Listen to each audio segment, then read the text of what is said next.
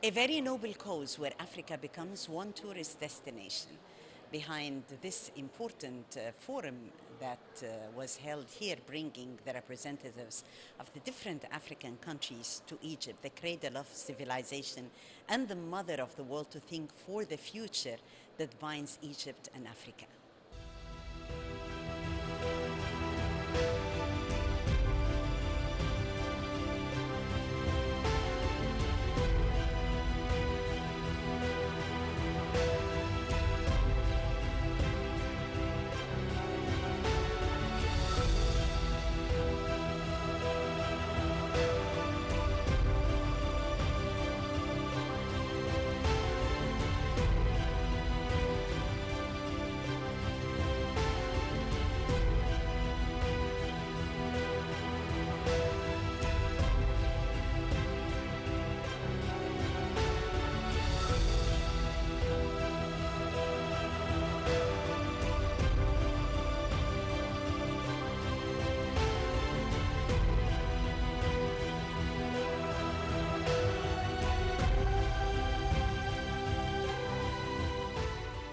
I'm so much excited to be here. I mean, I've been longing to be part of, that's where the origin of humankind come from. That's where the heritage is. That's where connection in Africa.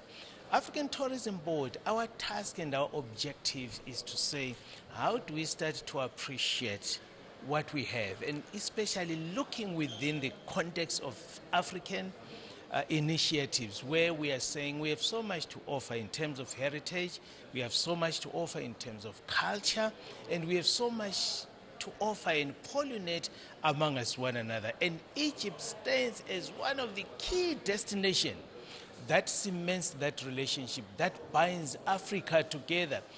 My coming here is an affirmation as African Tourism Board to say, it is time now to join the disconnect that have been separated us as brothers and sisters, as nations. Let's walk the journey together in developing our African initiatives within the tourism space.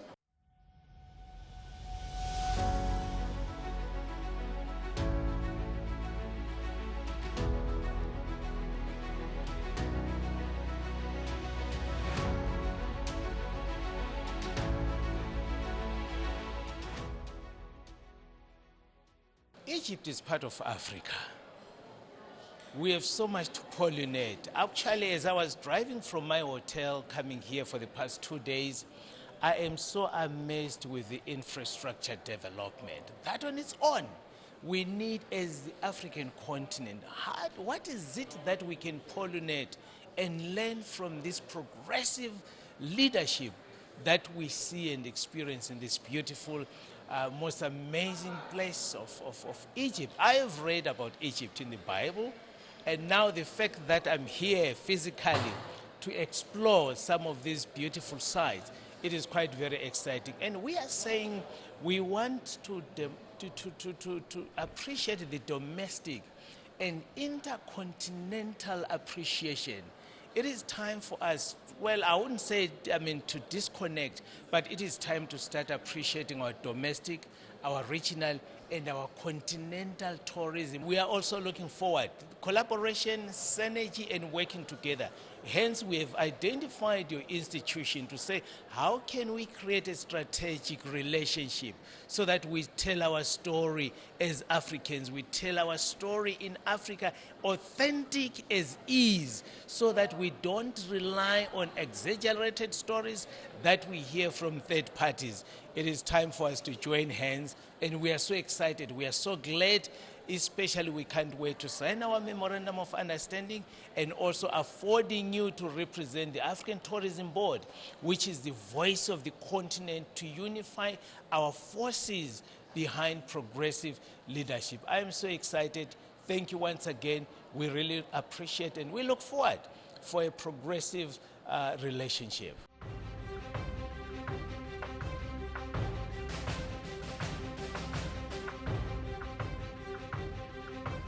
نحن لدينا مصير مشترك. مصر تتطلع كعادتها دوما للتعبير عن شواغل الشعوب الإفريقية الشقيقة الرامية لتحقيق الاستقرار والتقدم ودفع عجلة التنمية قدما.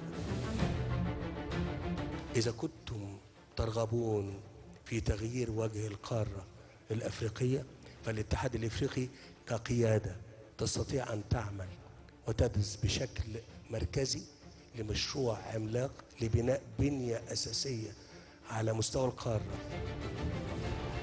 أنا أتصور أن الأمن والاستقرار استثمار. I believe that the authenticity of the uniqueness and diversity of Africa in itself is a natural opportunity for anybody. I mean, what Africa offers in terms of potential, of tourism potential, cannot be replicated anywhere. I keep saying Africa is the cradle of civilization, the birthplace of humanity, but has managed to maintain quite a lot of that history here. I mean, you come to Egypt, you see the pyramids, it tells you about civilizations that are 1,000 years old. You go to Zimbabwe, you see the great rocks, you see the lakes, you see the diversity of people. You come to Ghana till today, you can still even see slave routes. You can see some of the natural opportunities are there. Africa also offers a broad range of tourist potential.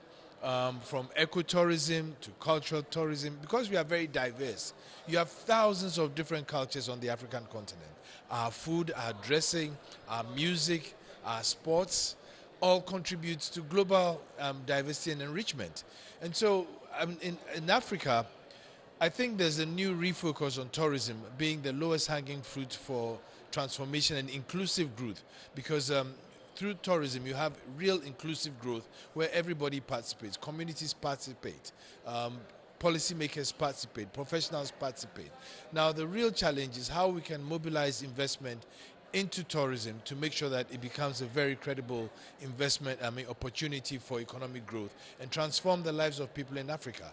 Today, we are seeing a lot of African footballers go outside, and the popular name Mo Salah, outside the continent, playing football and creating other economies in there. We are seeing a number of African players in the NBA.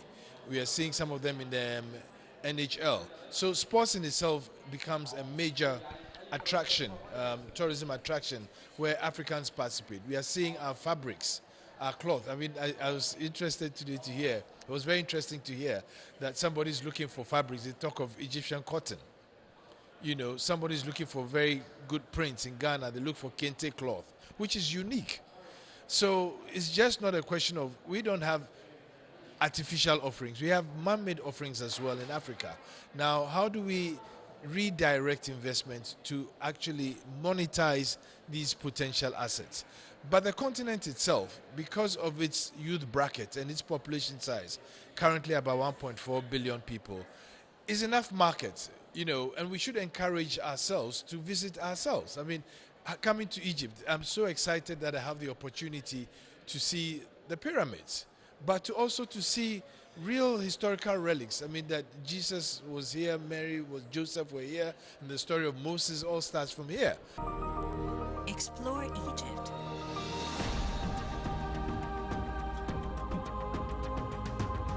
From Cairo to Alexandria. Sharm el-Sheikh to Hurghada. Try to discern the mystery of the Sphinx. Meditate on the symmetry of the pyramids.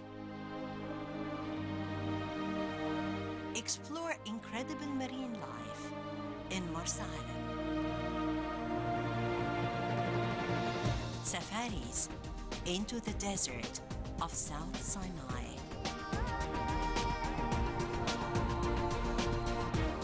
Relax with a view of the Nile. You know, you come to Ghana, you have forts and castles. Out of the 67 forts and castles that were built on the African continent during slavery, some 30 plus are in Ghana. You go to Nigeria, you see very interesting things. You go to Morocco, Algeria, Tunisia, Kenya, Rwanda, South Africa, Botswana, Mozambique. You see different quality offerings that you cannot find anywhere else in the world. They are not man-made, they are natural, but they are part of our history as well and part of our culture. And so it's very important to recognize them as part of the economy. And of course, we all recognize today that perhaps with the AI and many of the evolving transitions in humanity, tourism and leisure and hospitality is going to be one of the most important economies that there are. So right now in Africa, we have a unique opportunity that even internally, we can create a market. Of the 1.4 billion people, some 60% are under the age of 30. We can learn about ourselves. So that only not creates an opportunity for leisure, but for education. We can learn about ourselves, we can learn our history, we can learn our culture within ourselves. We can visit each other. Now, there are a few challenges, of course. The availability of capital, but not just availability of capital, but even structure. To travel within the African continent is not as easy. So we need infrastructure. We need to build the infrastructure, but also the policy, such that I can travel to Egypt without a visa, you can travel to Ghana without a visa, or South Africa, or any part of Africa without a visa. That will open the space for us to be able to mobilize internally and also create an economy that can finance itself. Because if it's easier for somebody from Europe or America to come to Egypt than it is for me in Africa, then we create ease for them. But do we create ease for ourselves? We will. Together we will. And so I believe that the real answer to your question is that we need to work together as African countries. We need to work together under the AFCFTA to create a market, but also to create an opportunity for us to be able to move goods, people, and services such that we can have the capital to invest in leisure and hospitality and the tourism industry.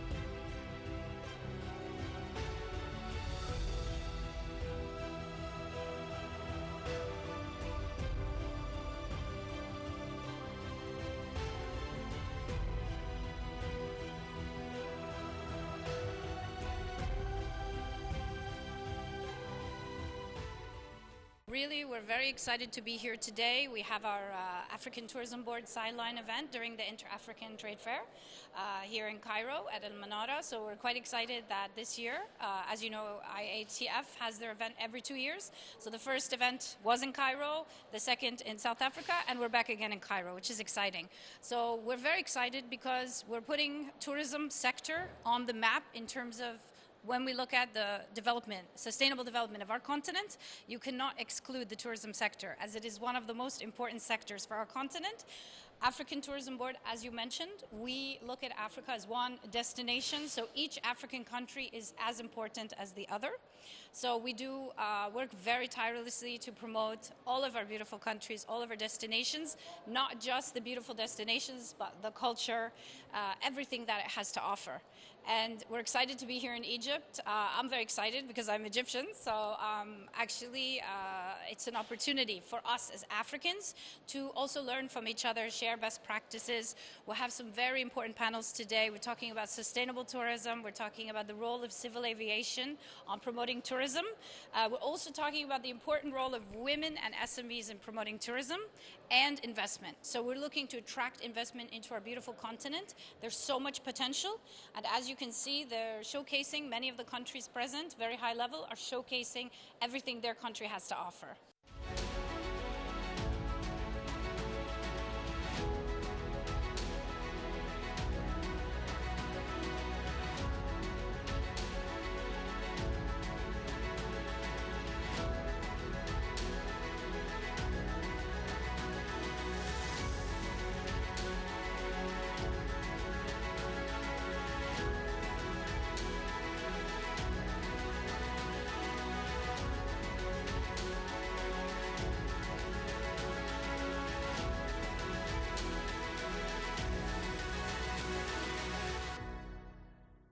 we're very excited of our partnership with the Nile TV International, and we're excited, of course, to have you as our tourism ambassador for the African Tourism Board. I think really it's all about what you said, partnerships. It's all about partnerships. We work with private sector, we work with governments. We want to connect Africa better because I think if we really want to promote our continent, we have to start visiting our own African destinations so we can better know what we have to offer. This is why we have the top airlines, we have the ministers, we have everyone there, because we want to also talk about the public-private partnership, how we can work together, private and public partnership, to really showcase what our continent has. So what we're looking forward to in the next year, 2024, is more of that, more partnerships, exploring more destinations, sharing best practices, you know, for many countries, like, as you know, in Egypt, of course, that has very rich, developed tourism sector, how we can share with other less developed tourism sectors in other countries and learn from each other. So it's really establishing this partnership and really looking forward to the future.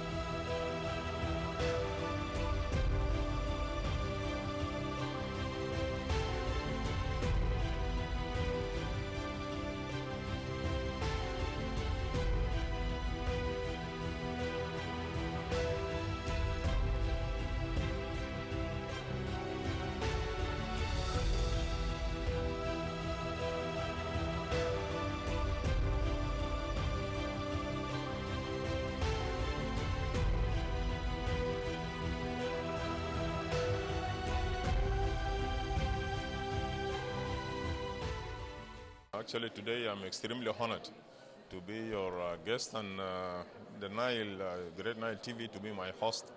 In fact, we're here to join the rest of our African sisterly countries in terms of how to develop and promote our tourism, because here we have the resources, we have the opportunities. What we have been lacking all along was the promotional aspect. Not every country, but few of us, they are still lagging behind. Let me say most of us are still lagging behind. But that's why we are here. And we do expect from you, the TVs, promoters, TV presenters, and all the different medias. You should play your great role in terms of reflecting on the African strengths.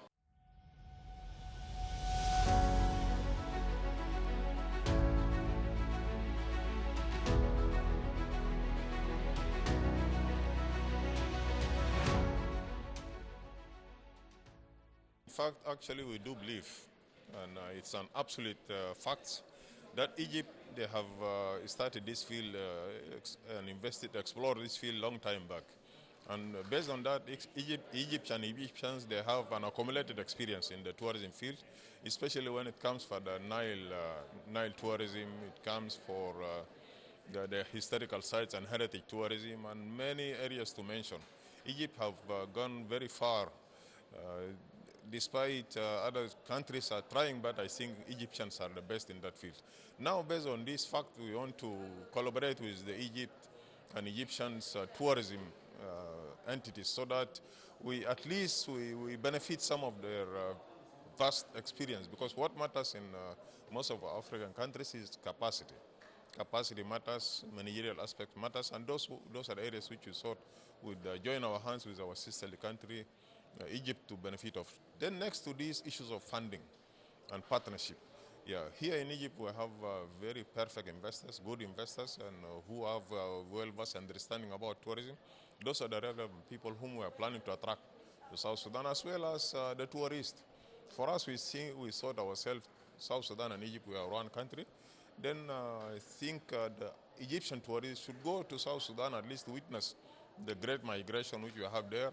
As well as in South Sudan, we have 18 national parks, protected areas, of which each park has its own uniqueness, plus the big five elephants, animals, they are there. Those are the opportunities which we are asking our brothers and sisters from this great nation to visit South Sudan, to explore.